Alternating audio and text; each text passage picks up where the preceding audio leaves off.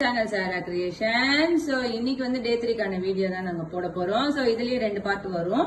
First வந்து நம்ம எதுல ஆரம்பிச்சோம் அப்படின்னா திவ்ய தேசமான ஸ்ரீவில்லிபுத்தூர்ல ஆரம்பிச்சு, அடுத்தது வந்து திருநீர்மலை, அடுத்தது வந்து திருப்புக்குழி, அதுக்கு அடுத்தது வந்து குருவாயூர், அதுக்கு அடுத்தது வந்து ஹைகிரீவர் கோவில் வரல முடிச்சிருக்கோம். சோ படிப்பு வரல முடிச்சிருக்கோம்.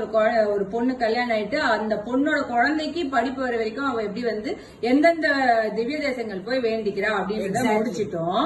இப்ப நெக்ஸ்ட் என்ன லைஃப்ல சொல்லுமா? நெக்ஸ்ட் என்னன்னா நமக்கு ப்ராஸ்பரிட்டி, அதாவது குழந்தைய வளர்க்கறதுக்கான நமக்கான ஐஸ்வர்யம் வரணும், ஹெல்த் இருக்கணும், எவ்ரிதிங் அதெல்லாம் கொடுக்கறோம். ஏடுகொண்டலவாடா வெங்கட்ரமணா கோவிந்தா வாங்க பாக்கலாம்.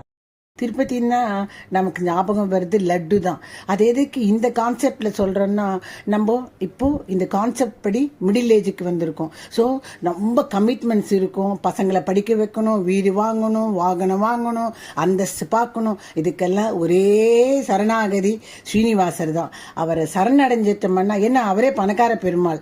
அதோடு இல்லாமல் மன நிம்மதி கொடுக்கறதும் அவர் தான், பண வசதி கொடுக்கறதும் அவர் தான். அதனால திருப்பதி பெருமாள் பூலோக வைக்கும், அது திவ்ய தேசத்துல அதுவும் முக்கியமான திவ்ய தேசம். அதனாலதான் இந்த திருப்பதி பெருமாளை இங்க கொண்டு வந்து நாங்க என்ன பண்ணிருக்கோம்னா ஐடியா பண்ணிருக்கோம். அதாவது வீடு வாங்குறதோ வாகனம் வாங்குறதுக்கோ இந்த பெருமாளோட அனுகிரகம் வேணும். நிச்சயமா மன நிம்மதிக்கும் இவர் வேணும். இந்த கோவில்ல ஜெயிச்சு வச்சா வரதராஜனே சேவிச்ச புண்ணியம் இருக்கும், ரங்கநாதனே சேவிச்ச புண்ணியம் இருக்கும். 3 பெருமாளும் உள்ள இருக்கா.